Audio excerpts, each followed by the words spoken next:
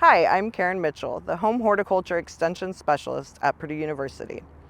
So the Bradford pear tree was introduced in the 1960s as a great ornamental tree, and people fell in love with its symmetrical shape.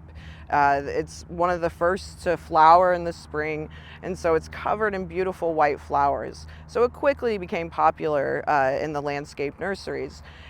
But that's where the beauty ends. The Bradford pear, that formal shape actually makes the branches weaker, and so they tend to break off in windstorms or ice storms, and so they'll quickly become asymmetrical trees.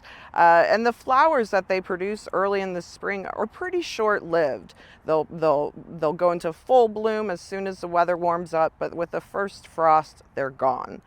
They also have a foul odor. So the flowers may be pretty, but if you were to take a whiff, you might describe it as rotten fish.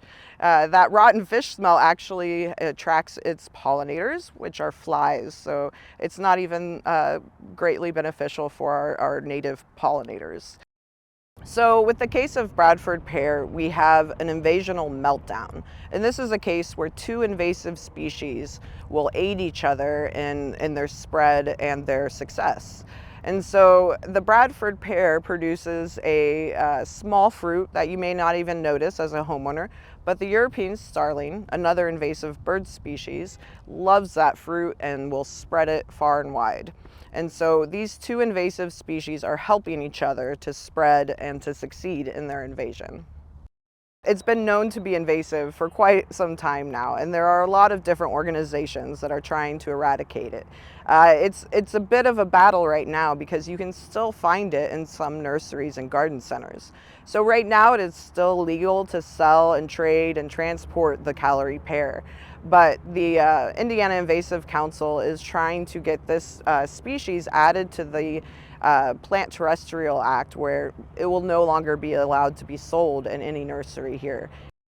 Some of the counties are offering a buyback program. So if you cut down your Callery pear tree and then show them a picture, then they will give you a native replacement.